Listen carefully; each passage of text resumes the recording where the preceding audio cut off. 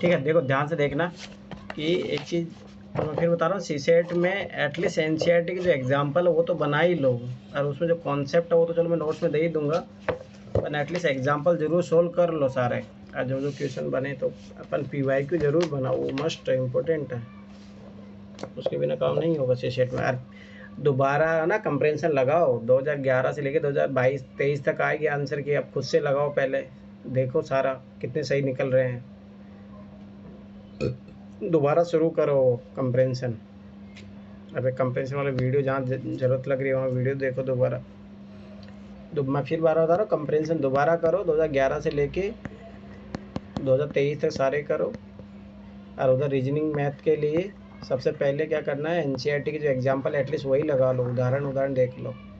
फिर उसके बाद में 2011 से लेके 2023 तक लगाओ, खुद से लगाओ बैठ के, और उसका टाइम नोट करो कि 1 घंटा 20 मिनट से ज़्यादा नहीं करना है, इतने टाइम में करो, कितने क्वेश्चन कर पा रहे हो, कितने गलत हो रहे कितने नहीं हो रहे, फिर उनके लिए वीडियो देखो जाके दोबारा। ये काम कर लो एक बार पेपर से पहले करो, तब जाके सीसेट का डर खत्म होगा। ठीक है, अभी ध्यान से देखना, कैबिनेट मिशन के संदर्भ में है। ठीक है, पहली बात ये पता होना चाहिए कब आया था, 1946 के दौर में आया था। अब देखो अंग्रेज है, अंग्रेजों का तो अपने नेगेटिव वे से देखते हैं, पहली बात ये चीज़ याद रखना। इसने एक संघीय सरकार के लिए सिफारिश की थी। ठीक है, यूनियन गवर्नमेंट की बात अगर देखोगे तो 1935 के एक्ट से ही बात चलने लगी थी, तो ये जनरल स्टेटमेंट है, ये तो होगा। एक संघीय सरकार याद रखो, क्वेश्चन स्टेटमेंट सही होता है। ठीक है, 1 to 3 none of the above. अब देखो, इसने भारतीय न्यायालय की शक्तियों का विस्तार किया। सोचो अंग्रेज कभी पॉजिटिव काम करेंगे? पहली बात तो प्रीवी काउंसिल ही चल रही थी। ठीक है, न्यायालय शक्ति और सब अंग्रेज होते हुए भारतीय न्यायालय की शक्तियों का विस्तार करेंगे? कभी नहीं करेंगे, चाहिए रखना। इसने आईसीएस में और अधिक भारतीयों के लिए उपबंध किया है। अब देखो ये भी पॉजिटिव स्टेटमेंट है, नो ये नहीं होगा। और यहाँ पे संघीय सरकार बनाना चाह रहे हैं अपने हितों के लिए। ठीक है, तो ये चीज़ याद रखनी, नेगेटिव कॉन्सेप्ट है, इनके लिए फ़ायदा है, भारतीयों के लिए तो नुकसान है ना। दूसरी बात, और अधिक भारतीयों के लिए उपबंध किया है, तो ये भारतीयों के लिए पॉजिटिव हो, उनके लिए तो नेगेटिव है, तो ये वैसा काम तो करेंगे नहीं जो भारतीयों के लिए फ़ायदेमंद हो। ठीक है, तो ये चीज़ याद रखना कि ये स्टेटमेंट सही इसलिए है क्योंकि इनकी ज़रूरत थी, डिजायरेबल स्टेटमेंट है कि ताकि इनको फ़ायदा मिले। ठीक है, और अधिक इस टाइप के वर्ड याद रखना हमेशा गलत होते हैं आईसीएस में, और अधिक, मोर इंडियंस इन आईसीएस। ठीक है, तो इसका स्टेटमेंट एक आएगा, याद रखना। तीनों कभी सही नहीं होंगे, एक आध तो सही ज़रूर होगा। अब देखो ध्यान देखो, यही क्वेश्चन रिपीटेड क्वेश्चन है, और यही क्वेश्चन 2019 में आएगा, एनसीईआरटी क्वेश्चन है डायरेक्ट। ठीक है, निम्नलिखित नेशनल पार्कों में से किस एक की जलवायु उष्ण कटिबंधीय से उपोष्ण, शीतोष्ण और आर्कटिक तक परिवर्तित होती है? मतलब सीधी सी बात है, ये पूछ रहा है जहाँ पे बहुत ज़्यादा वर्षा भी होती हो, ठीक है, जहाँ पे ठंड भी बहुत ज़्यादा पड़ती हो, जहाँ बर्फ़ भी बहुत ज़्यादा पड़ती हो, ऐसा क्षेत्र अब भारत में सोचो कहाँ पे मिलेगा? उत्तराखंड उधर मिलेगा, सीधे से सिंपल सी बात है, उत्तराखंड हो गया। ठीक है, या फिर अपना अरुणाचल प्रदेश हो गया उधर। अब अगर आप इंडिया का मैप देखोगे तो उसमें लोकेशन देखो, ठीक है, जहाँ पे आर्कटिक तक की परिवर्तित होता है, आर्कटिक मतलब 66 डिग्री वाला याद करो, तो उस टाइप की जलवायु भी वहाँ पे पाई जाती हो, इस टाइप का पूछ रहा है, तो जहाँ बरसात भी होती हो। ठीक है, अब देखो कंचनजंगा नेशनल पार्क याद रखना सिक्किम में है। ठीक है, दूसरी बात देखो, ये स्टैटिक का पार्ट का क्वेश्चन है, नॉन क्वेश्चन है, नॉन क्वेश्चन का आंसर कहाँ जाता है? डी, तो ये चीज़ भी याद रखना। नंदा देवी नेशनल पार्क ये कहाँ? उत्तराखंड में है। नेवरा वैली नेशनल पार्क याद रखना वेस्ट बंगाल में है, तो ये तो आंसर नहीं होगा। और मैंने कितनी बार बोला है, जब भी ये है अरुणाचल प्रदेश में, नॉर्थ ईस्ट के राज्य हैं तो उन्हीं में से आंसर बनेगा, और देखो नॉर्थ ईस्ट का राज्य है। दूसरी बात, अगर यहाँ पर अंडमान निकोबार होता तो अंडमान निकोबार को लेकर चलते। ऐसे तो पता होना चाहिए, ये क्वेश्चन स्टैटिक पार्ट का है, अपना क्वेश्चन याद रखना ये चीज़। अब यही क्वेश्चन सेम रिपीट हुआ है जाके अगला वाला, अरे एनसीईआरटी में दिया हुआ भी अच्छे से दिया हुआ था। ठीक है, अब देखो ध्यान से देखना, मैंने क्या बोला था, इसका ट्रिक क्या है, इंटरनेशनल के लिए क्या होता है? एनजीओ होता है। कहाँ पे देखो, अब एमनेस्टी इंटरनेशनल है, इंटरनेशनल को एनजीओ होगा, एनजीओ होगा तो स्वाभाविक सी बात है, ध्यान से समझना। अब देखो, ठीक है, गृह युद्ध के शरणार्थियों की मदद के लिए संयुक्त राष्ट्र का एक अभिकरण 9, एनजीओ होगा तो किसी संस्था से रिलेटेड नहीं होगी, स्वतंत्र संस्था होगी। अति निर्धन लोगों की मदद के लिए एक गैर सरकारी स्वैच्छिक संगठन, ठीक है। 9, अति निर्धन क्या होता है, ठीक है, छोड़ो, आगे बढ़ो। अति निर्धन वर्ड यहाँ कटेगा, याद रखना। अरे एक बार इसको इंग्लिश में पढ़ो, इन्होंने क्या बोला है, non governmental voluntary organisation. No, NGO होगा तो नॉन गवर्नमेंट ऑर्गेनाइजेशन होता है, ये चीज़ समझना, ये वॉलेंट्री नहीं होता एनजीओ, ये पता होनी चाहिए। एनजीओ मैंने बोला है। अब ये तुम बोलोगे सर ये क्यों नहीं आंसर, ये तो एनजीओ है। नो, ये स्वैच्छिक संगठन, नो, ये गलत है। युद्ध से विनिष्ट हुए क्षेत्रों में चिकित्सा आकस्मिकताओं को पूरा करने के लिए एक अंतर सरकारी अभिकरण, अभी भी सरकारी अभिकरण बात कर रहे हैं, एनजीओ की बात है। अब देखो, पहली बात ध्यान से समझो, इंटरनेशनल है तो विश्व के लेवल पे होगा, पहली बात तो ये चीज़ याद रखना, विश्वव्यापी, ठीक है। मानव अधिकार आंदोलन है, एकदम सही बात है, आंसर अपना इसी से, ये चीज़ें पकड़ा करो। इंटरनेशनल एनजीओ होगा पहली बात तो ये 2 ऑप्शन ऐसे कट जाएंगे, ठीक है। दूसरी बात, इंटरनेशनल होगा अति निर्धन लोगों के लिए, ना हो, ये विश्वव्यापी होगा, विश्वव्यापी मानव अधिकार आंदोलन है, ह्यूमन राइट ज़्यादा इंपॉर्टेंट है, ठीक है। आगे बढ़ो।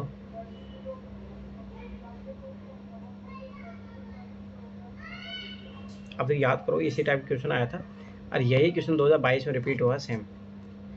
भारत के कला और पुरातात्विक इतिहास के संदर्भ में निम्नलिखित में से किस क्षेत्र का सबसे पहले निर्माण किया गया था। याद करो, इसी टाइप का क्वेश्चन 2011 के पेपर या 12 के पेपर में था। अब देखो, मैं एक चीज़ बता रहा हूँ, ध्यान से समझना। पहली बात, मंदिर जो बनना अगर थोड़ा बहुत आपने पढ़ के रखा है ना, तो मंदिर शुरू होते हैं गुप्ताज के पीरियड में, गुप्ताज में मंदिर बनने लगते हैं, पहली बात तो। और अपने को पता है भुवनेश्वर स्थित लिंगराज मंदिर तो 11वीं-12वीं सदी में बनता है, ये तो कभी नहीं होगा, ठीक है। तो ये तो गया काम से, ठीक। अब देखो, ये चीज़ याद रखना, उदयगिरी स्थित वराह मूर्ति ये शुरू होती है गुप्ताज के टाइम में, अशोक और गुप्ता के उस टाइम में, तो ये भी बहुत बाद का पीरियड वाली बात हो गई, नो, ठीक है। अब देखो, अगर थोड़ा बहुत भी अगर मंदिर आर्किटेक्चर के बारे में आइडिया है तो हमेशा याद रखना, शैलकृत मतलब जो होता है ना, पहाड़ों को काट कर सबसे पहले मंदिर उसी से बनने लगे थे, ये चीज़ याद रखना, क्योंकि उस टाइम ये ईंट पे तक तो ये जो यहाँ का देवगढ़ का एक मंदिर है वो सबसे पहले है जो गुप्ताज के टाइम में बनने लगा था, तो आंसर इन दोनों में से आएगा, ये चीज़ याद रख लेना। शैलकृत स्मारक, ये शैलकृत हाथी, ठीक है, आंसर इन दोनों में से होगा, क्योंकि शैलकृत ही सबसे स्टार्टिंग में सबसे पहले बनने शुरू होते हैं।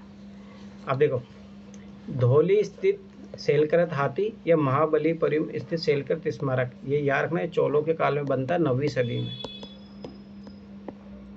अब थोड़ा बहुत ही पता हो, यूपीएससी ने बार बार ये क्वेश्चन पूछा, मैं फिर बार बार बता रहा हूँ। आपके आज जो पोहार पोर्ट वाला आया तो इसी का ही था, ठीक है। धौली स्थित शैलकृत हाथी, तो आंसर ये है, ये बनी थी 6ठी से 8वीं सदी में, आ रहा ना।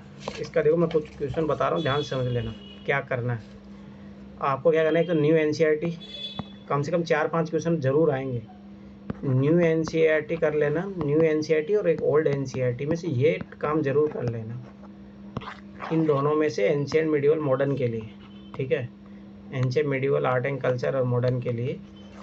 इसमें एक तो मैप जो है वो बिल्कुल भी नहीं छोड़ने, सारे के सारे मैप रटे हुए होने चाहिए। दूसरा काम, उसमें टाइम पीरियड दिया हुआ, आपकी बात जो आया था ना, सारे क्वेश्चन वहीं से हैं, टाइम पीरियड वाले जो क्या वो उसमें सब कुछ दिया हुआ है, टाइम पीरियड जाके देखना। और हर चैप्टर के बाद में है, न्यू एनसीईआरटी में मिलेगा, ओल्ड एनसीईआरटी में मिलेगा, पहले न्यू एनसीईआरटी करना, उसके बाद में ओल्ड एनसीईआरटी कर लेना। कम से कम 5 क्वेश्चन आपके हिस्ट्री के कहीं नहीं जाएंगे, ये चीज़ याद रख लें। अब ये क्वेश्चन है डायरेक्ट वहाँ से है, ये सामंती व्यवस्था वाला भी एनसीईआरटी मिल जाएगा आपको, ये सारे के सारे एनसीईआरटी में दिए हुए क्वेश्चन है, ये चीज़ याद रखना। अब देखो, भारतीय इतिहास के संदर्भ में निम्नलिखित में से कौन से सामंती व्यवस्था के अनिवार्य तत्व है, अनिवार्य तत्व होंगे तो सारे के सारे नहीं होंगे, ये चीज़ याद रखना, नेसेसरी बोला है, सारे के सारे आंसर तो ऐसे नहीं होगा, पर कुछ तो होंगे जरूर। अब ध्यान से समझना, अत्यंत सशक्त केंद्रीय राजनीतिक सत्ता, और अब देखो और वर्ड लगा रहा तो गलत होने की प्रोबेबिलिटी बढ़ जाएगी, और अत्यंत दुर्बल प्रांतीय अथवा स्थानीय राजनीतिक सत्ता, याद रखना। अब देखो 2 स्टेटमेंट है यहाँ पे, इंटरचेंज करने की प्रोबेबिलिटी आ रही है, किया भी है, याद रखना कि सामंत व्यवस्था अगर थोड़ा बहुत भी अगर आपने पढ़ा है, सामंत व्यवस्था शुरू ही जब होती है जब केंद्रीय जो राजनीतिक सत्ता है वो कमज़ोर हो जाती है, तो ये हमेशा यार। अब यहाँ पे इसने इंटरचेंज किया है, और ये हमेशा इसको पकड़ा करो, जब एक जैसी बात करा तो इंटरचेंज होने की प्रोबेबिलिटी रहती है। यहाँ पे यही सेम काम किया तो ये गलत है, इंटरचेंज किया है यहाँ पे। अब आगे देखो, भूमि के नियंत्रण तथा स्वामित्व पर आधारित प्रशासनिक शासन को दिया, एकदम जनरल स्टेटमेंट है, एकदम सही होगा। और ये सही बात है, सामंत तो यही होते थे जहाँ पे उनको क्या भूमि राइट दे दिया जाता था, टैक्स कलेक्शन का अधिकार दिया जाता था, फिर धीरे धीरे उनको सेना रखने का अधिकार, फिर धीरे धीरे सामंत ही तो सारी चीज़ें, डिसेंट्रलाइजेशन जितना हुआ वो सामंतों के कारण ही तो हुआ। तो ये नॉर्मल स्टेटमेंट है। आगे देखो, सामंत तथा उसके अधिपति के बीच स्वामी और दास का संबंध का बनना, एकदम सही बात है, उसमें कोई एकदम जनरल स्टेटमेंट है, दोनों के नॉर्मल स्टेटमेंट है, दोनों सही होंगे, ये चीज़ याद रख लेना। अब अगला देखो, ध्यान से समझना ये चीज़, बायोकार्बन, ठीक है, बायोकार्बन की बात कर रहा है, ध्यान से समझना, ठीक है। तो ये अच्छा होगा, कोई भी जो भी है। फंड है तो पैसे की बात कर रहा है, पैसा कौन देगा। अब ध्यान समझना, initiative for sustainable forest landscape, ठीक है, का प्रबंधन निम्नलिखित में से कौन करता है। अब तो ध्यान समझना, अगर थोड़ा बहुत भी अगर आइडिया होगा कि वर्ल्ड बैंक है ना, हमेशा पैसे जो है ग्रांट पे देता है, या मान लो कि लोगों को ना जब भी कहीं पे, जैसे मान लो कि भारत में अगर गरीबी को हटाना है, ठीक है, या किसी भी चीज़ के लिए काम करना हो तो वर्ल्ड बैंक सपोर्ट करता है, हमेशा ये चीज़ याद रखना, पहली बात, ठीक है। दूसरा देखो, बैंक का आंसर तो इन दोनों में से बनेगा। दूसरी बात, एक चीज़ याद रखना कि कभी भी अगर कोई ऐसे स्पेसिफिक होगा तो उसका नाम होगा एशिया के रिलेटेड, ये वर्ल्ड बैंक है। और मोस्टली जो याद रखना कि वर्ल्ड बैंक बहुत ज़्यादा काम करता है वाटर के लिए, ठीक है, ये चीज़ याद रखना, जल के लिए, स्वच्छता के लिए, इनके लिए काम करता ही है वर्ल्ड बैंक का, ये रहता है। दूसरी बात ये चीज़ याद रखना, वर्ल्ड बैंक इंपॉर्टेंट है, मैं फिर बता रहा हूँ, एशिया विकास बैंक कभी बहुत रेयर चांसेस हो गए आंसर बनाओ। अब यहाँ पे IMF मत मार देना, IMF याद रखना लोन देता है, ठीक है, ये चीज़ याद रखना, लोन देने का काम करता है, यहाँ पे IMF मत मार देना। कोई कार्यक्रम होगा तो वित्त सेल ही देगा वो, नो, ऋण देने का काम करता है, इसलिए ये गलत होगा, यहाँ पे आंसर आएगा विश्व बैंक, ठीक है। तो ये चीज़ याद रखना, फंड देने का काम, ठीक है, फंड देने का प्रबंधन की बात कर रहा है, तो ये दोनों काम हो वर्ल्ड बैंक का, ये फंड भी देता है और मैनेजमेंट भी करता है। अब अगला देखो, अरे भाई कुछ स्वाभाविक सी बात है ना, ध्यान समझ, ये क्या कहता है, ऐसा नहीं है, ये पैसे एक तरीके से वैसे देता है, उधार, मतलब उधार नहीं, क्या बोलोगे उसको, मतलब जैसे दान के तरीके से देता है ये, तो ऐसा तो है नहीं कि उसका मीन्स, हाँ, तो अपन ये चीज़ याद रखना, इसका मतलब ये नहीं कि अब उसका ये मैनेजमेंट नहीं देखेगा तो कोई भी करप्शन कर लेगा, ऐसा सही होता है, मैनेजमेंट तो देखेगा ही ना। पर IMF याद रखना हमेशा लोन देता है, वो ऋण बांटता है, वो आपसे पैसे लेगा, ऐसा नहीं है, ये चीज़ हमेशा याद रखना, या कुछ कंडीशन थोपेगा आप पे। अब देखो, ऐसा ही क्वेश्चन यूपीएससी 2023 में आया था, तो याद रखना भारत किस किस का मेंबर है, ये पता होना चाहिए, ठीक है। तो मैंने उस दिन भी बताया था कि भारत APEC का मेंबर नहीं है, और अब की बार भी ये क्वेश्चन आ सकता है, क्योंकि आसियान से रिलेटेड अब की बार इंपॉर्टेंट है, NDCDS में क्वेश्चन पूछा है, तो अब की बार आ सकता है, ये चीज़ याद रख लेना। तो एशिया प्रशांत आर्थिक सहयोग याद रखना, भारत इसका मेंबर नहीं है, नहीं, भारत इसका मेंबर है, याद रखना ये चीज़। आसियान कंट्री के मेंबर ऐसे भी नहीं, आसियान कंट्री 10 है, ठीक है। तो RECP बनी थी, रीजनल इकोनॉमिक कॉम्परेशन जोन करके, RECP, उसका भी मेंबर भारत नहीं है, याद रख लेना है, ठीक है। और क्वेश्चन बन सकता है, ये करंट अफेयर 2019 का है, ठीक है। तो इन दोनों को OPEC का भी, OPEC का भी नहीं है भारत, APEC का भी नहीं है, इसका भी नहीं है, याद रखना चाहिए, ठीक है। तो धोखा नहीं है। अब देखो, पूरी एशिया शिखर सम्मेलन इसका तो है, मोदी खुद पार्टिसिपेट करने गया था इसमें, ठीक है, इसका है, ये चीज़ याद रखना, भारत इसका मेंबर है, ये पता होना चाहिए। मैं फिर बारह बता रहा हूँ, भारत किस किस का मेंबर है, यूपीएससी 2022 में भी पूछा, 23 में भी पूछा, और ये चीज़ याद रखें ना, आगे भी पूछेगा। तो भारत किसका मेंबर है, अंतर्राष्ट्रीय जितने भी संगठन बने हुए हैं उनका पता होना चाहिए, ठीक है।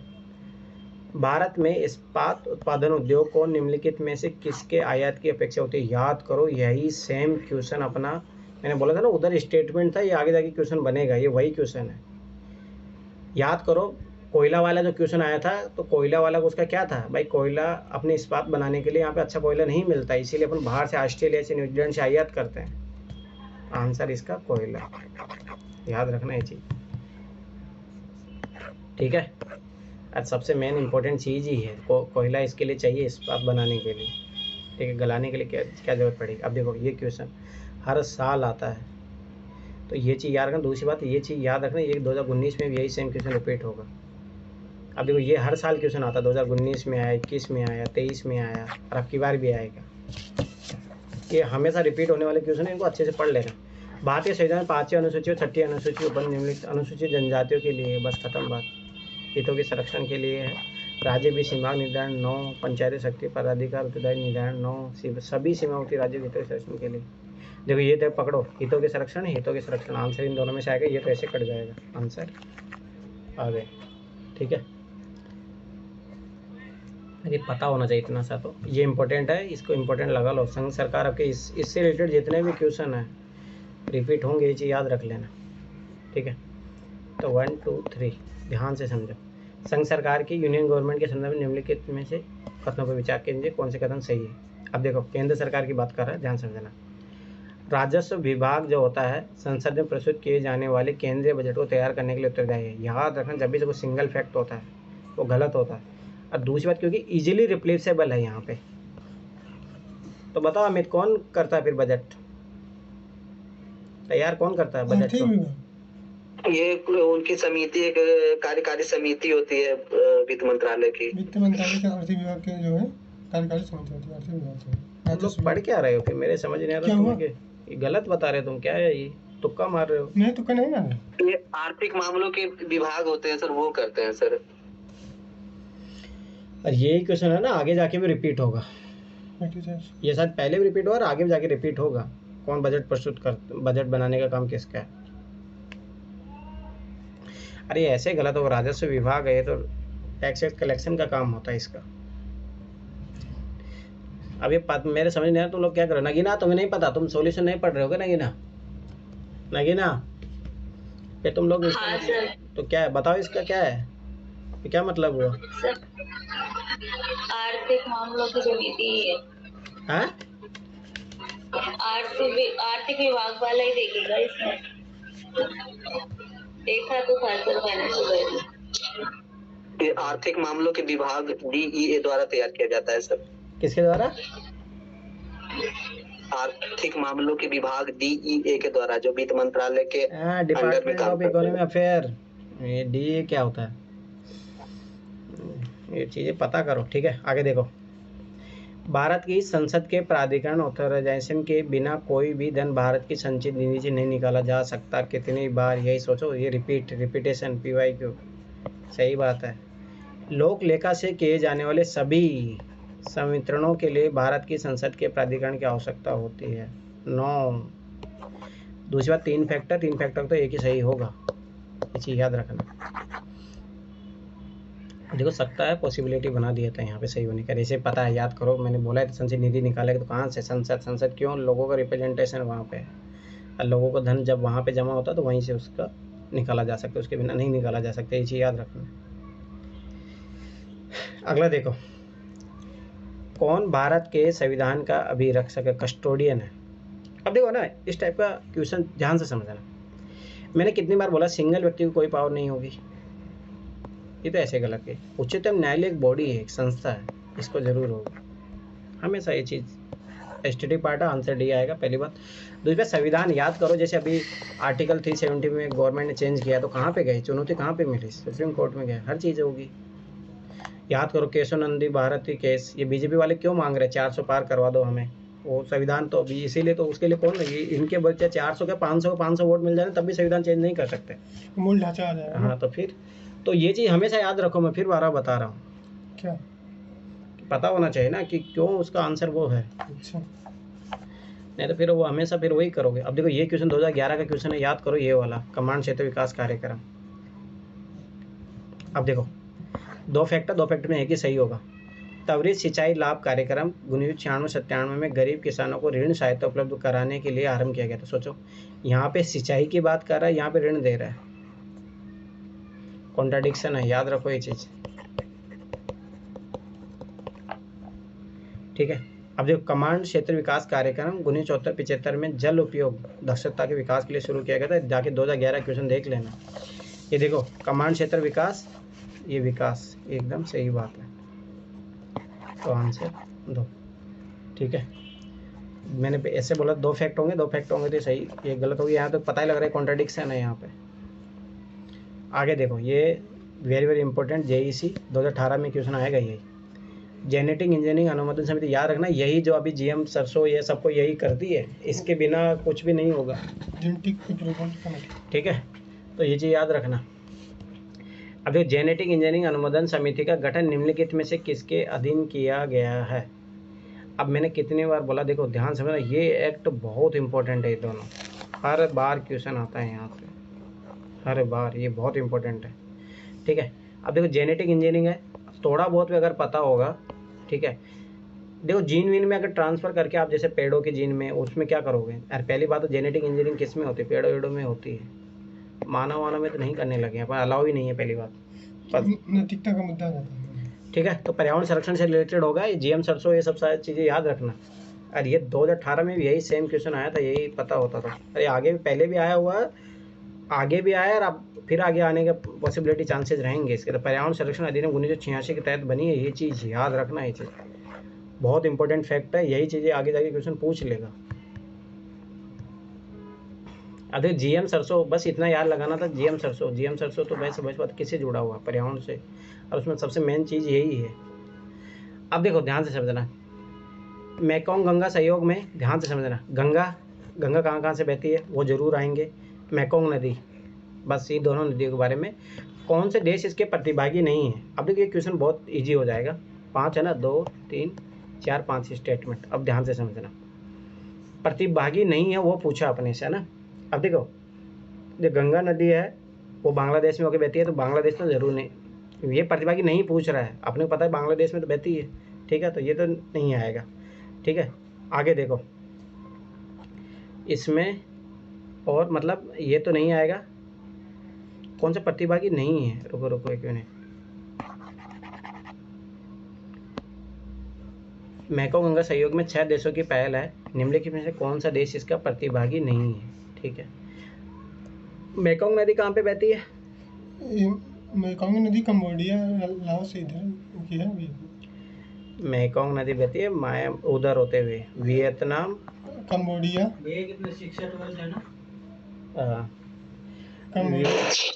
Myanmar, Thailand, Vietnam, Cambodia, Laos. Bharat, देखो भारत तो इसलिए आएगा क्योंकि इसमें गंगा है। ठीक है, ध्यान समझना, भारत इसमें ऑप्शन में है ही नहीं। समझो, मैं इसका बताऊं कौन कौन सदस्य इसके। भारत हो गया गंगा के कारण, ठीक है। मेकोंग नदी कहाँ से बहती है, वियतनाम हो गया, ठीक है। लाओस हो गया, कंबोडिया हो गया, म्यांमार, ठीक है, म्यांमार हो गया, और थाईलैंड हो गया, वियतनाम, हाँ वियतनाम जोड़ दिया ना, थाईलैंड। ठीक है, अब देखो ये तो इसका मेंबर है, रीजन है मेकोंग नदी यहाँ से बहती है, ये चीज़ याद रखना, आगे क्वेश्चन आएगा इसी से रिलेटेड। ठीक है, तिब्बत के पठार से 2020 में आया था क्वेश्चन। ठीक है, अब देखो इसका मतलब है, अब देखो कंबोडिया तो है, कंबोडिया नहीं होगा, म्यांमार भी है, थाईलैंड भी है, तो कौन कौन नहीं है, बांग्लादेश और चीन। ठीक है, तो ये चीज़ याद रखना। आगे देखो, बेसल 3 नॉर्म्स, थोड़ा बहुत भी आइडिया होगा, तो ये पता होना चाहिए, बैंकिंग से रिलेटेड है। ठीक है, चलो ये देखो ना, बेसल 3 समझौता, एग्रीमेंट हमेशा इकोनॉमी से रिलेटेड होता है। कहाँ पे इकोनॉमी की बात करा, देखो ये पर्यावरण की बात करा, ओड इवन से भी पकड़ सकते हो आप, ये सब इन्वायरमेंट के बारे में है, ये इकोनॉमी के बारे में, तो आंसर यही होगा। बैंकिंग क्षेत्र के वित्तीय और आर्थिक दबावों का सामना करने के सामर्थ्य को उन्नत करने तथा जोखिम प्रबंधन का उन्नत करने का प्रयास करता है। याद रखना ये चीज़, ओड इवन वाला कॉन्सेप्ट। देखो इस टाइप की चीज़ों में 2 चीज़ें लगेगी, एक चीज़ तो लगेगी हमेशा सेम वाला कॉन्सेप्ट आ जाएगा, ओड इवन वाला। अब इस टाइप के क्वेश्चन गलत मत करना। अब आ जाओ इधर,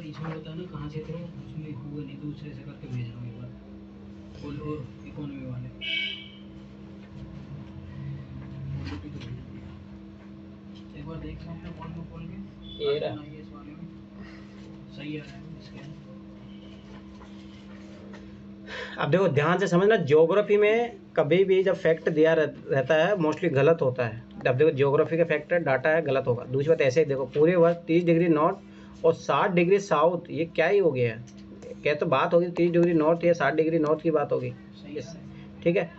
अक्षांशों के बीच बहने वाली हवाएं पछुआ हवाएं कहलाती है, गलत होगा क्योंकि डाटा है, ये चीज़ याद रखना। और मैंने क्या बोला, जब भी इस टाइप के क्वेश्चनों में एक डाटा है, ध्यान से समझो इस लॉजिक को, एक डाटा है अरे नॉर्मल स्टेटमेंट है, नॉर्मल स्टेटमेंट हमेशा सही होता है, तो ये गलत हुआ तो ये सही होगा, आंसर आ गया, याद रखना ये चीज़। अभी एनसीईआरटी क्वेश्चन है ऐसे भी, मैं फिर बताऊँ, ज्योग्राफी की एनसीईआरटी पढ़ ही लेना। भारत के उत्तर पश्चिमी क्षेत्र में शीतकालीन वर्षा लाने वाली आर्द्र वही संहिता मोस्ट एयर पछुआ हवाओं के भाग है, एकदम सही बात है। अब देखो ना, दूसरी बात, अगर एक और चीज़ पकड़ो यहाँ पे, इसकी बात कर रहा है कि अगर जब ये स्टेटमेंट सही है तो ये कॉन्ट्राडिक्शन हो गया ना, 30 डिग्री नॉर्थ और ये बोला 60 डिग्री मतलब ये पहली बात ऐसा ही गलत है। दूसरी बात सोचो, अगर भारत कितने डिग्री लेवल पे, 8 से लेकर 34 तक यहाँ पे रहता है भारत, तो यहाँ पे भारत में तो आती है पछुआ हवाएं और उसके कारण बरसात होती ही है, तो ये एरिया इधर होगा ना, 0 से 30 होगा। ये सही, ये क्या बात करें, यहाँ से लेके वहाँ तक 9, तो ये चीज़ याद रखना, उस आधार पे भी क्वेश्चन को सही कर सकते थे आप। अब देखो ये क्वेश्चन 82 33 15 08 37 82 33 अरे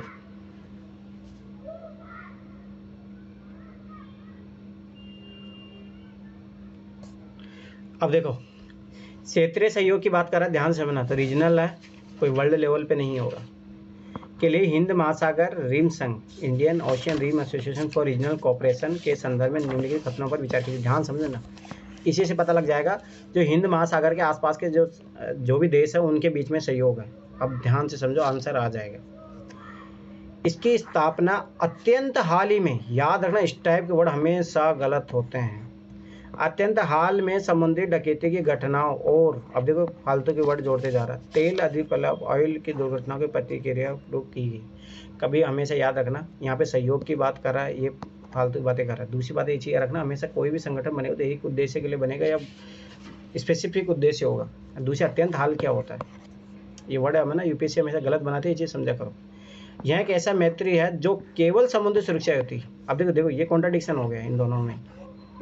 अब जैसे तो ये पहले गलत हो गया, अभी बोला केवल समुद्री सुरक्षा, तो यहाँ पे बोला तेल अधिपालक, इसके लिए भी ये है, तो बहुत सारी चीज़ें हो गई, केवल समुद्री सुरक्षा तो नहीं होगा, इसका डी आंसर आएगा। अब देखो, निम्नलिखित में से किस आंदोलन के कारण भारतीय राष्ट्रीय कांग्रेस का विभाजन हुआ, जिसके परिणाम स्वरूप नरम दल और गरम दल का उद्भव हुआ? थोड़ा बहुत ही पता होगा।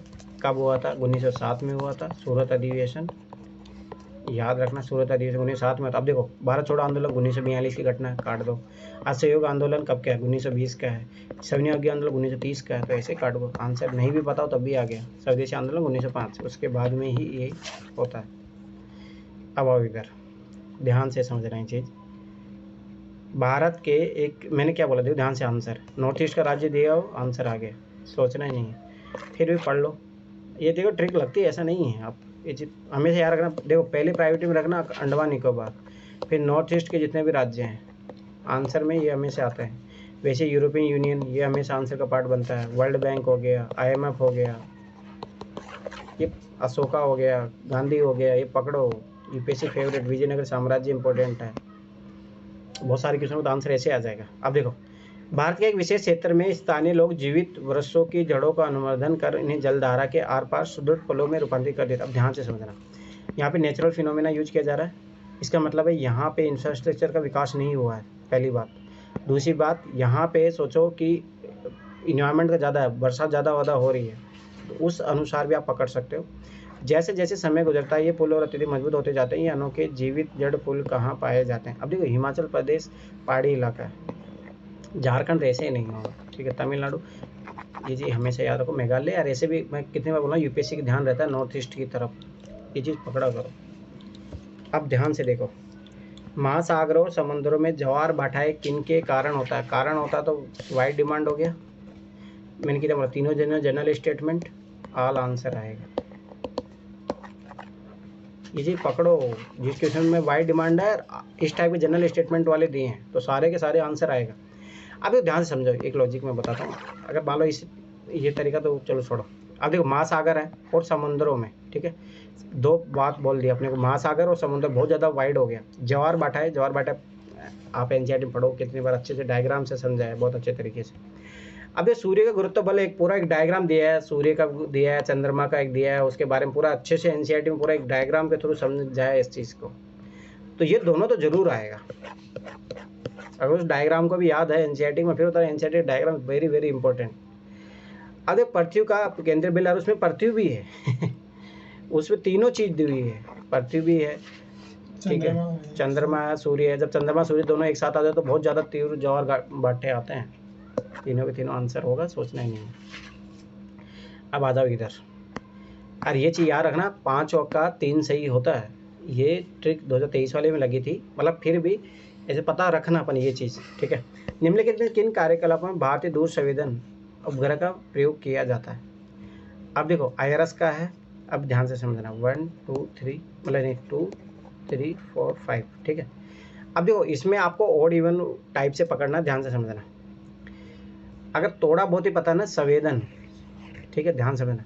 फसल की उपज का आकलन, ठीक है, आकलन किया जा सकता है। भूमि जल संसाधनों का स्थान निर्धारण, ये भी किया जा सकता है। खनिज का अन्वेषण, इन चीज़ों के लिए इसका यूज किया जाएगा। अब देखो ये अलग चीज़ होगी, ये देखोगे तो इन्वायरमेंट से रिलेटेड है। अब देखो दूर संचार, यातायात अध्ययन, इसके लिए अपन यूज करते हैं जियो सिंक्रोनस जो होते हैं ना, वो यूज करते हैं अपन इनके लिए। ये चीज़ याद रखना, ठीक है। अब जब भी ये चीज़ याद रखना, निम्न किन कार्यकलापों में, किन कार्यकलापों तो बोल दिया तो स्पेसिफिक क्वेश्चन की डिमांड है। स्पेसिफिक क्वेश्चन में एलिमिनेशन से ही आंसर आएगा, तो तीन सही होगा इसका। और ऐसे पकड़ सकते हो, ये नेचुरल बात कर रहा है, ये आर्टिफिशियल चीज़ मतलब मैन मेड है उसकी बात कर रहा है। अब थोड़ा बहुत ही पता होगा IRS क्यों भेजते हैं, इतना तो आइडिया रखना।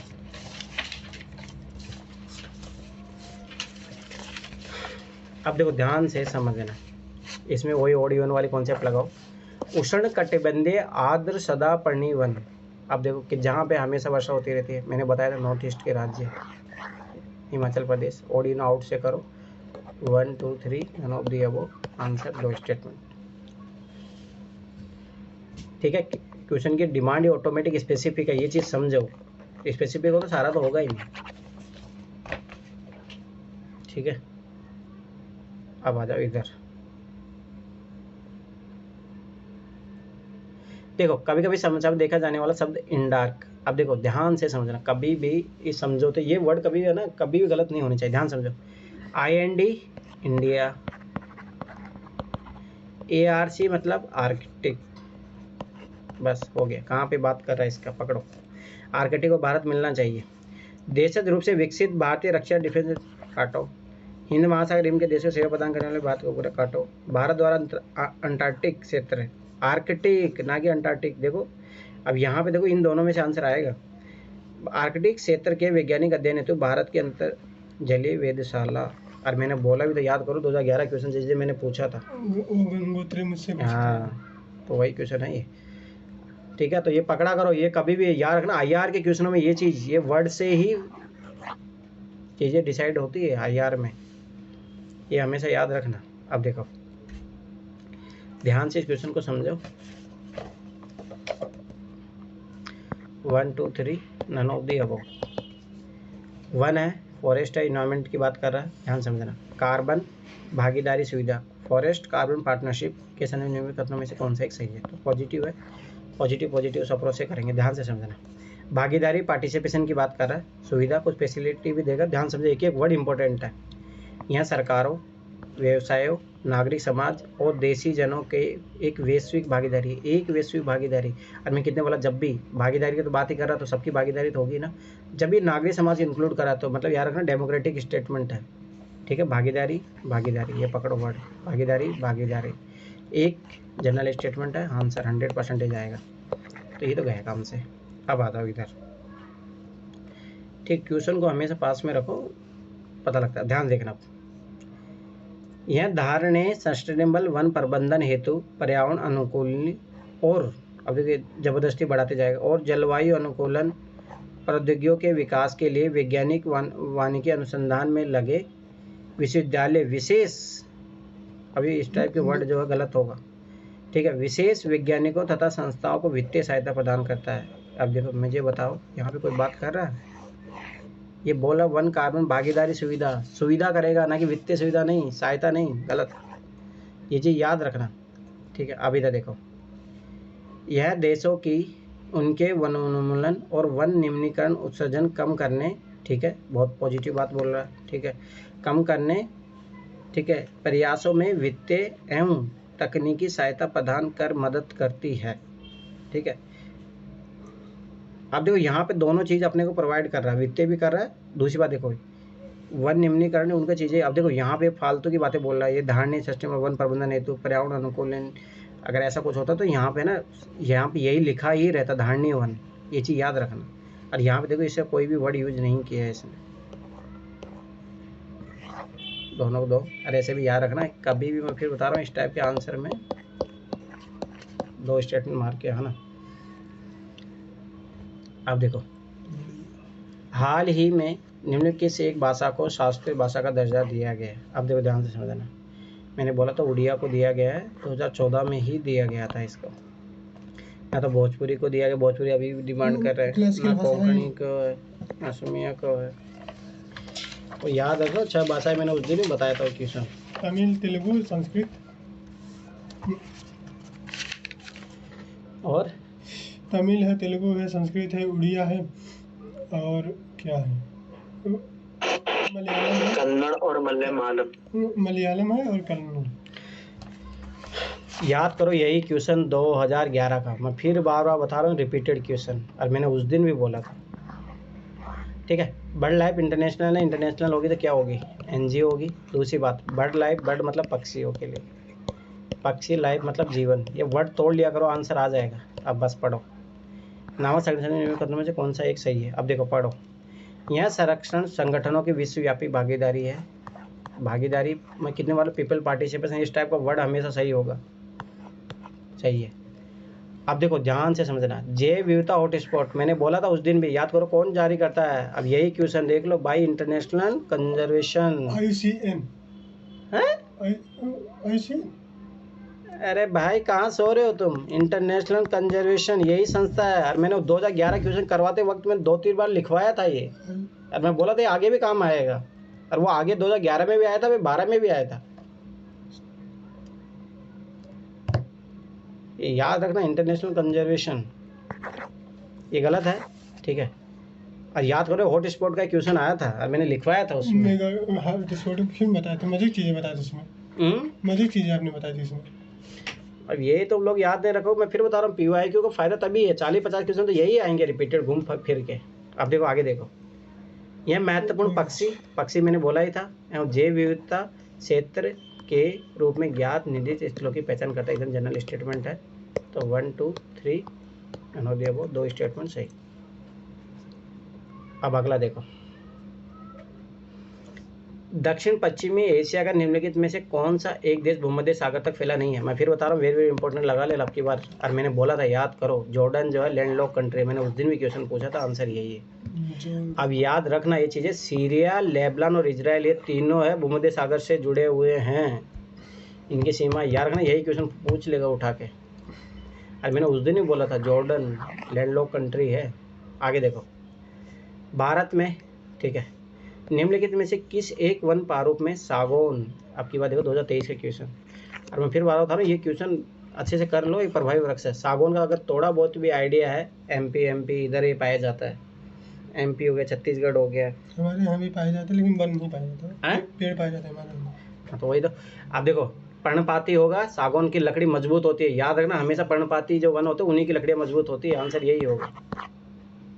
एक कॉन्सेप्ट पता होना चाहिए, सदाबहार जो वन होते हैं ना, उनकी लकड़ियाँ मजबूत नहीं होती है, पहली बात तो काटा ही नहीं जा सकता, ठीक है। सागौन है, ठीक है। अब देखो, उष्ण कटिबंधीय, उष्ण कटिबंधीय, उष्ण कटिबंधीय, ये तो ऐसे गया, ठीक है। आर्द्र पर्णपाती वन, ठीक है। वर्षा वन, कटीली झाड़ियाँ, वर्षा वन तो ऐसे नहीं, कटीली झाड़ियों में क्या करेगा पेड़ सागौन, ठीक है। तो हमेशा याद रखना ये चीज़, थोड़ा बहुत अगर NCERT जाके पढ़ो, कौन सी क्लास में लिख के दे रहा हूँ, गारंटी 7वीं क्लास की NCERT में पूरा अच्छे तरीके से डायग्राम दिया हुआ, सागौन के बारे में ही दिया हुआ, जाके देखना अच्छे तरीके से। उसी लकड़ी से अच्छे से, मुझे डायग्राम याद है, लकड़ी से उसमें वो बनाई जा रही है, फर्नीचर, ये सब चीज़ें, एक एक चीज़ NCERT का एक चीज़ इंपॉर्टेंट है। मैं फिर बार बता रहा हूँ, NCERT पढ़ो, और मैंने साल भर पहले से तुम्हें बोला था, अब मन मुझे पूर्ण भरोसा तुम फिर भी नहीं पढ़े होंगे। लाइए नहीं। बोट बनाने में भी इस्तेमाल किए जाते थे हाँ। पुराने समय में। अरे ये बहुत मजबूत होती है सागवान की लकड़ी। सर तख्ता उख्ता बनता है मेरे। हाँ बहुत मजबूत होती है ये। ठीक है आगे देखो, अगला क्वेश्चन, प्राय समाचारों में देखे जाने वाली बीजिंग घोषणा, ध्यान से समझना, बीजिंग कहाँ, चाइना। ठीक है, डिक्लेरेशन हुआ, डिक्लेरेशन मैंने क्या बोला, कोई भी जो महत्वपूर्ण बैठक होती है उसका एक होता है। और कार्रवाई मंच, कार्रवाई याद रखना बहुत जरूरी हो गया है, तब कार्रवाई एक्शन में आ गया अब। Beijing declaration and platform for action, action मतलब बहुत इंपॉर्टेंट विषय होगा तो उसी के लिए। अब ध्यान से देखना, अब देखो, क्षेत्रीय आतंकवाद से निपटने के कार्यनीति संघाई सहयोग संगठन की बैठक का एक भाग, अगर याद होगा ना तो इसके लिए एससीओ में है, इसके लिए RATS रेट्स करके नाम से है संगठन जो ये काम करता है। ठीक है, तो ये तो नहीं है। ठीक है, दूसरी बात मैंने बोला था संगठन जो दिया होगा तो गलत होगा, तो वैसे गलत है। एशिया प्रशांत क्षेत्र में धारणीय आर्थिक समृद्धि की एक कार्य योजना एशिया प्रशांत आर्थिक मंच के विचार विमर्श का एक परिणाम है। अच्छा आगे देखो, वन्य जीवों के दुरुपयोग की रोकथाम हेतु कार्यनीति पूर्व एशिया शिखर सम्मेलन की घोषणा, काटो। ठीक है, देखो महिला सशक्तिकरण इम्पोर्टेंट है, एक कार्य सूची है। ठीक है, संयुक्त राष्ट्र द्वारा आयोजित विश्व सम्मेलन की एक परिणाम है। ठीक है, तो आंसर ये होगा। ज़्यादा मैं फिर बताऊँ यूपीएससी ज़्यादा ध्यान कहाँ देती है, वुमेन एम्पावरमेंट। और मैं फिर बताऊँ मेन का सिलेबस को हमेशा माइंड में रखना। ठीक है आगे देखो, अब देखो ये क्वेश्चन बहुत ऐसे, अगर मैं एनसीईआरटी पढ़ते रहोगे PYQ, अब देखो यही क्वेश्चन 2021 में आया। अब देखो थोड़ा बहुत भी आइडिया होगा, मैंने बताया था इक्वेटर के बारे में, ध्यान समझना। इक्वेटर में क्या होता है, यहाँ पे टेम्परेचर सनलाइट है ना सीधा पड़ता है, तो यहाँ पे क्या होता है, लो प्रेशर क्रिएट होता है, लो प्रेशर क्रिएट होता है तो यहाँ पे बरसात होती रहती है। यहाँ पे पता भी नहीं लगेगा आपको, हमेशा छत्ता लेके निकलना पड़ेगा। जैसे मुंबई देखो ना, जैसे थोड़ा सा कोस्टल एरिया मुंबई वाला, यहाँ पे ऐसा तो मानसून के सीजन में कभी भी बरसात हो सकती है। अब देखो ये वही स्टेटमेंट बोल रहा है, हर दिन कमोबश एक सा होता है सुबह, मतलब यहाँ पे सर्दी गर्मी नहीं होती। अब देखो ध्यान से पकड़ना, मानसूनी जलवायु में सर्दी गर्मी होगा, भूमध्य सागर तो उल्टा सर्दी पड़ता है वहाँ पे, तो याद करो कि उद्यान के लिए फेमस है। सुहाना तो घास लैंड है। सुबह समुद्री मंद पवन के साथ साफ और उजली होती है। जैसे जैसे सूर्य आकाश में ऊपर चढ़ता है गर्मी बढ़ती जाती है, घने बादल बनने लगते हैं और फिर बादलों की गरज और बिजली की चमक के साथ वर्षा होने लगती है, लेकिन वर्षा शीघ्र समाप्त हो जाती है। याद करो सदाबहार वन कहाँ पाए जाते हैं, विषुवत रेखा पे। दूसरी बात वहाँ पे तभी तो पाए जाते हैं कि वहाँ पे बरसात होती रहती है, इसीलिए हरे रहते हैं।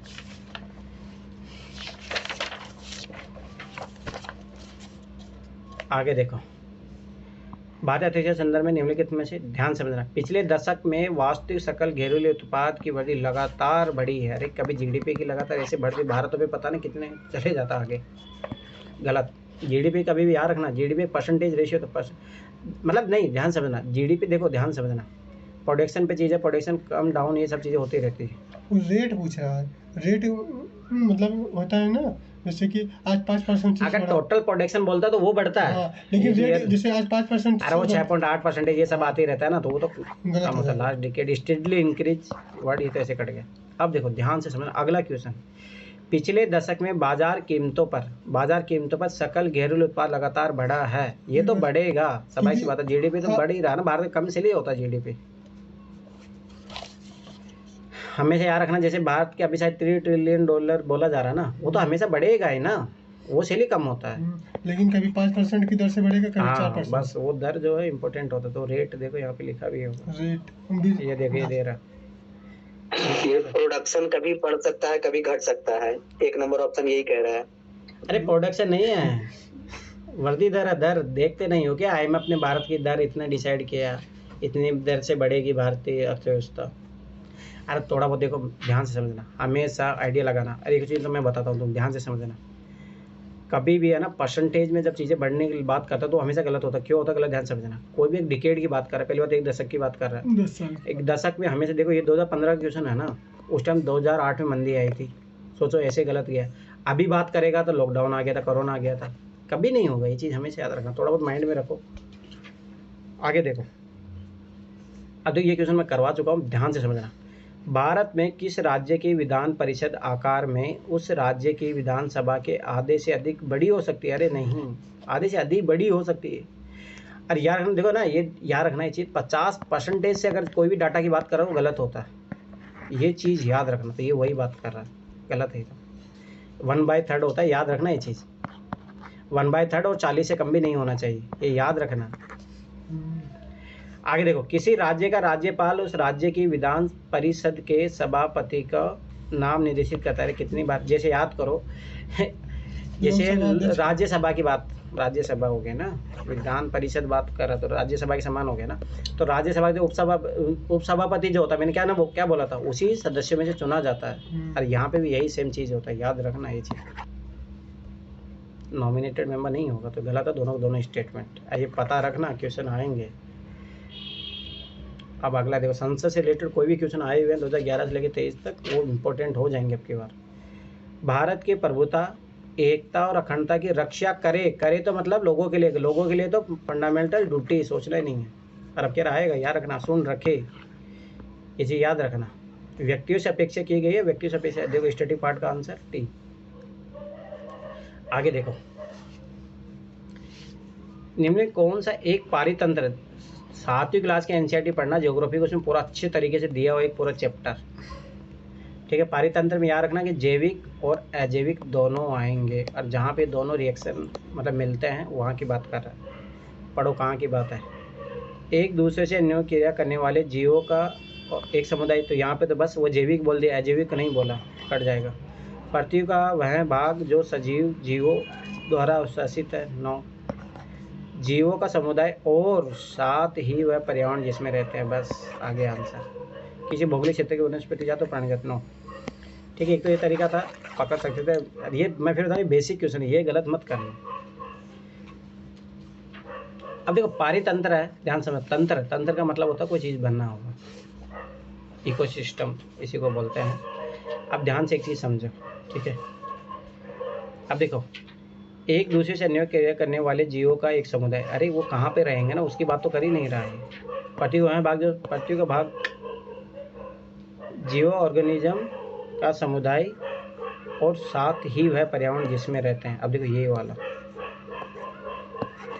ऐसे बेसिक क्वेश्चन है, अब इसमें क्या ही, इतना सा तो पढ़ के जाना, इतना तो बेइज्जती मत कराना, क्या ही मतलब है फिर। पंचायती राज व्यवस्था का मूल उद्देश्य, ध्यान से समझो, पंचायती राज व्यवस्था पूछा, मूल उद्देश्य पूछा, मूल उद्देश्य स्पेसिफिक, सारे कभी नहीं सही होंगे, ठीक है। अब ध्यान से समझना, मूल उद्देश्य पूछा। देखो, विकास में जन भागीदारी, ये हमेशा public participation is very always good, और इसीलिए तो लाया गया था, ये तो सही है। राजनीतिक जवाबदेही, 9, गलत। लोकतांत्रिक विकेंद्रीकरण, एक पॉजिटिव वर्ड, ये हमेशा आएगा। वित्तीय संगठन, 9, 2 आंसर आएगा, ये चीज याद रखना।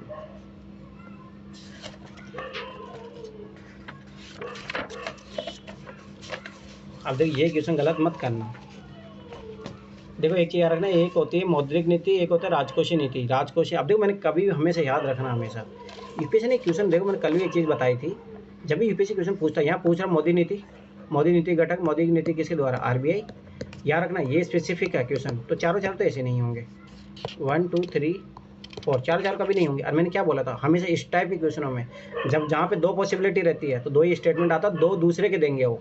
तो बैंक दर अपने पता है आरबीआई करता है, खुली बाजार ओपन, ये अब की बात है, यही क्वेश्चन आया था 2023 में, ठीक है। खुली बाजार कार्रवाई, ओपन मार्केट ऑपरेशन, ये मोदी नीति घटक है, ये आरबीआई द्वारा किया जाता है। लोक ऋण, याद रखना, पब्लिक डेब्ट और पब्लिक ऋण, ये सरकार करते हैं। राजकोषीय नीति, मैंने बोला ही था, एक मोदी नीति के पार्ट होंगे 2 और 2 राजकोषीय नीति के। याद करो, कल भी यही क्वेश्चन का मतलब ऐसे क्वेश्चन का यही आंसर आया था। इन्फ्लेशन, स्वाभाविक सी बात है, इन्फ्लेशन होगा तो क्या होगा। अब देखो ध्यान समझिए, ये क्वेश्चन गलत नहीं होने चाहिए, बहुत ईजी क्वेश्चन है। अब ध्यान देखना, भारत में मुद्रास्फीति नियंत्रण, केवल यही क्वेश्चन देख लो। अरे भाई ये मोदी नीति और राजकोषीय नीति दोनों यही काम करती है, गलत।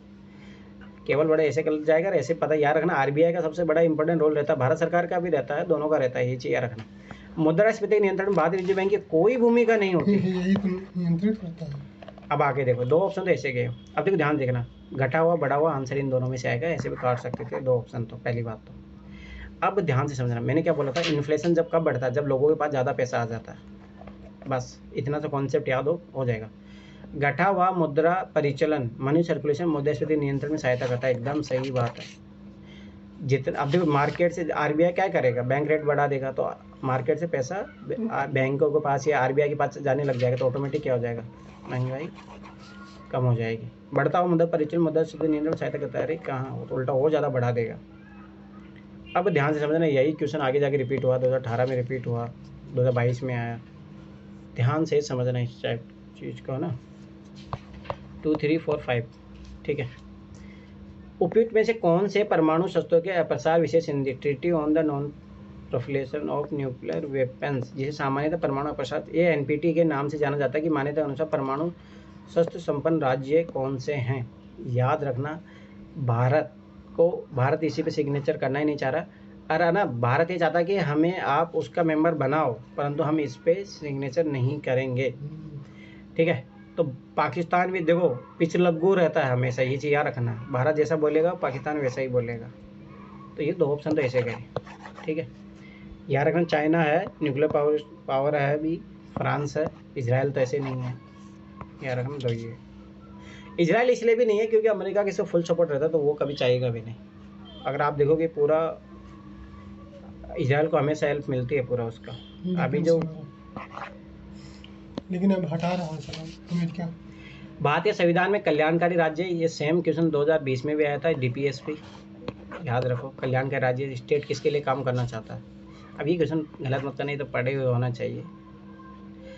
ऐसे भी देखोगे तो मैंने क्या बोला था, फंडामेंटल राइट तो व्यक्तियों के लिए है, ये राज्यों पे थोपे गए हैं, तो कल्याणकारी राज्य की भावना इसी के तहत तो आएगी जो लोगों के लिए काम करेगा। अब देखो कृषि उत्पादन में, ये बहुत अच्छे क्वेश्चन है, इसी टाइप क्वेश्चन 2022 में मिलेगा, और आपके 2023 में भी आया था, वहाँ पे बस वो चेंज कर रहा है। कृषि उत्पादन में कास्ट के हलों के स्थान पर इस्पात के हलों का उपयोग निम्न किसके उदाहरण, ध्यान से समझना। टेक्नोलॉजी चेंज हुई, लकड़ी की जगह क्या आ गया, इस्पात आ गया, तो पूंजी बढ़ाने वाली प्रौद्योगिकी की प्रगति हो, श्रम बढ़ाने वाली प्रौद्योगिकी, नहीं श्रम उल्टा कम हो गया है, ठीक है। सोचो यहाँ पे कास्ट के लोग तो कितने लोगों को जरूरत होती थी, बैल की जरूरत होती थी, अब यहाँ पे ट्रैक्टर चलाओ एक आदमी कर देगा, मशीनें आ गई तो और ज़्यादा, पर पूंजी तो बढ़ी है, क्योंकि आपको पहले वहाँ ज़्यादा पैसा नहीं लगता था, यहाँ पैसा लगेगा। अब देखो आंसर ये से पकड़ सकते हो, एक तो ये तरीका है, कॉमन सेंस क्वेश्चन से भी पकड़ सकते हो। यहाँ देखो पूंजी घटाने वाली बढ़ाने वाली, 2 आंसर यहीं से आएगा। पूंजी बढ़ाने वाली प्रौद्योगिकी, पूंजी घटाने, अरे सोचो ना, लकड़ी से महंगा तो इस्पात होता ही है ना, तो बढ़ाने वाली होगी ना, आंसर आ गया। आगे देखो, भारत में संसदीय प्रणाली की सरकार है, ये वेरी वेरी इंपॉर्टेंट लगा लेना, क्वेश्चन आएगा। एक ये याद रख लेना, अरे एक वो क्वेश्चन जो संविधानिक सरकार का, वो ये क्वेश्चन ऐसे हैं जो हर साल रिपीट होते रहते हैं, हर साल। भारत में संसदीय सरकार की प्रणाली याद रखना, मंत्रिपरिषद लोकसभा के प्रति उत्तरदायी है, बस। अब ध्यान से देखना, लोकसभा जनता द्वारा प्रत्यक्ष रूप से निर्वाचित होती है, तो इसमें संसदीय प्रणाली सरकार का क्या मतलब हुआ। देख, तो मेरे पास है ना एक चैप्टर का मैंने नोट्स बनाए, तो वहाँ से 1-2 क्वेश्चन हमेशा आते हैं, ऐसे पढ़ लेना, ऐसे भी पॉलिटिकल लक्ष्मीकांत पढ़ोगे तो वहाँ मिल ही जाएगा। संसद संविधान का संशोधन कर सकती है, उससे क्या ही मतलब है, राज्यसभा को भंगी नहीं किया जा सकता। अरे मेन बात ये है, संसदीय प्रणाली की सरकार, याद रखना, अरे पहले भी आया हुआ क्वेश्चन है। अरे संसदीय और अध्यक्षीय जो प्रणाली होती है, उन दोनों के बीच में अंतर यही होता है, अध्यक्षीय जो प्रणाली होती है वो अस्थायित्व देती है, लेकिन जो संसदीय प्रणाली हो ना, उत्तरदायित्व देती है। इसलिए भीमराव अम्बेडकर ने कहा था ना, अस्थायित्व से ज़्यादा इम्पोर्टेंट है उत्तरदायित्व का होना लोकतंत्र में। ठीक है, ध्यान से देखना, H1N1 विषाणु का प्राय समाचारों में निम्नलिखित में किसी एक बीमारी संदर्भ में, उस टाइम मैं कॉलेज में था, मुझे पता था बहुत ज़्यादा फैला था, ठीक है। वायरस है, स्वाइन फ्लू होगा, ठीक है, डेंगू वेंगू नहीं, बर्ड फ्लू नहीं, एड्स नहीं, ठीक है, ऐसे पता होना चाहिए, नॉर्मल है। और ये इस टाइप की याद रखना, नॉन क्वेश्चन का आंसर डी तक जाएगा। अब ये उसी टाइम है ना, पहली बार गवर्नमेंट ने किया था, तो ये क्वेश्चन पूछा यूपीएससी ने। अब ध्यान से देखना, भारतीय रेल द्वारा उपयोग में लाए जाने वाले जैव शौचालय, अब देखो जैव वर्ड है, शौचालय बायोटॉयलेट खत्म कर चाहिए, वो पॉजिटिव चीज़ लाने कॉन्सेप्ट है। अब ध्यान देखना, जैव शौचालयों में मानव अपशिष्ट का अपघटन फंगल एनाकुलम द्वारा उपक्रमित होता है, 9 याद रखना, बैक्टीरिया करता है। और मैंने क्या बोला, सिंगल स्टेटमेंट है, गलत होने की प्रोबेबिलिटी बढ़ जाएगी, ये याद रखना, बैक्टीरिया करता है ये काम। इस अपघटन के अत्यंत अंत्य उत्पाद केवल बड़े, काट दो, ऐसे गलत हो जाएगा, ठीक है। तो केवल क्या है, बहुत सारी चीज़ें, बहुत सारी अरे चीज़ें इसमें निकलेंगी। मीथेन होता है जिससे वो फ्यूल बना लेके यूज कर लेते हैं बायो टॉयलेट से। हम्म। हाँ, और पानी होता है ना अब उसे ध्यान पहले देख रहे हो, अंतर्राष्ट्रीय नकदी लिक्विडिटी समेशन विनिमय किसकी अनुपलब्धता से संबंधित है? अंतर्राष्ट्रीय नकदी, ध्यान समझना है। पहली बात, अंतर्राष्ट्रीय करेंसी बोला जाता है डॉलर को, याद रखना ये चीज़। अब डॉलर ही सबसे मेन इंपॉर्टेंट चीज़ है, आंसर ये आ जाएगा। अंतर्राष्ट्रीय नकदी मतलब सोचो ना, ध्यान समझना, अंतर्राष्ट्रीय नकदी की समस्या है, मतलब जो अंतर्राष्ट्रीय मुद्रा है उसकी कमी है ना, उसकी कमी है तो सबाई सी बात है, कौन है? डॉलर। सोचना नहीं, अरे ये यार कोई ट्रिक, ये याद मतलब लगेगी, बहुत सारे में लगती है, ध्यान समझना इस चीज़ को, ठीक है। वैसे भी ये क्वेश्चन तो पता होना चाहिए थोड़ा बहुत भी, अंतर्राष्ट्रीय करेंसी डॉलर है, ये इतना सा भी याद डॉलर रखो। SDR जो एक होता है SDR बास्केट, ना, IMF का, हाँ। ठीक है। तो ये चीज़ याद रखना। उसमें कौन कौन सी है? डॉलर छह है, है रेनमी उसमें। है, और एन है, यूरोपियन यूनियन का वो है, पौंड है, स्टर्लिंग है। स्टर्लिन है, पाउंड है। चलो ठीक है, आगे बढ़ देखो। अब ध्यान से समझना इस क्वेश्चन को। फ्यूल सेल्स है जिसमें हाइड्रोजन से संबद्ध ईंधन और ऑक्सीजन का उपयोग विद्युत पैदा करने के लिए किया जाता है, पॉजिटिव है, ठीक है। देखो सेल है ये, है ना, सेल याद रखो, घड़ियों में जो सेल लगता है, ध्यान से समझना, वही चीज़ है, वही कॉन्सेप्ट पे काम कर रहा है। यदि शुद्ध हाइड्रोजन का उपयोग ईंधन के रूप में होता है, ठीक है, तो फ्यूल सेल उप उत्पाद के रूप में उसमें जल का उत्सर्जन करता है, एकदम सही बात है, कोई दिक्कत नहीं। यहाँ पे बोल ही रहा है। अरे यार करो, H2 प्लस OH2 है तो तभी उसी से बनता है, यहाँ पे हाइड्रोजन भी ऑक्सीजन है जल तो में करेगा तो बनेगा ही। ये तो सही बात है, कॉन्सेप्ट है, कॉन्सेप्ट में बोलोगे एक कॉन्सेप्ट वो जरूर सही देता है। अब ध्यान से समझना, अब याद रखना, मैंने इसी टाइप क्वेश्चन याद रखना, यही ट्रिक सेम लगेगी। फ्यूल सेल्स का उपयोग वाहनों की विद्युत प्रदाय के लिए किया जा सकता है, किंतु लैपटॉप जैसी युक्तियों के लिए नहीं। याद करो, दिस एंड दिस नॉट, ये ट्रिक हमेशा याद रखना, गलत होता है। इसके लिए किया जा सकता है, इसके लिए नहीं किया जा सकता, गलत। आगे देखो, फ्यूल सेल प्रत्यावर्ती धारा है, अरे AC नहीं DC होता है, इतना से मैंने इसीलिए सेल का एग्जांपल, सेल सेल में AC तो अपना जो घरों में आती है वो है, और जो संचित करके अपन यूज करते हैं वो DC होती है, याद अरे रखना। सर, जो सेल की विद्युत धारा होती है वो DC होती है, जैसे जनरेटर हो गया। अरे मैं बोल रहा हूँ, संचित की हुई ऊर्जा का उपयोग अगर जब आप करते हो वो DC होती है, जैसे आप बैटरी से कर रहे हो तो वो भी DC है। जनरेटर वाला हाँ, अब देखो ध्यान देखना, कलम, कारी, कलम, कलम ध्यान समझना, हाथ, कारी, कारी चित्रकला, कलम मतलब हाथों से बनी हुई कोई चीज़ होगी, ध्यान से समझना, कलम हाथ, हाथ से किया गया चित्रांकन, चित्रकारी, आंसर इन्हीं में से होगा, चित्रकला, चित्रांकन नहीं। आधे ध्यान देना, पहली बात तो ये चीज़ होगी, आंसर इन दोनों में से आएगा, ठीक है। दूसरी बात देखो, चित्रकारी ज़्यादा दी है, आंसर ये हो गया।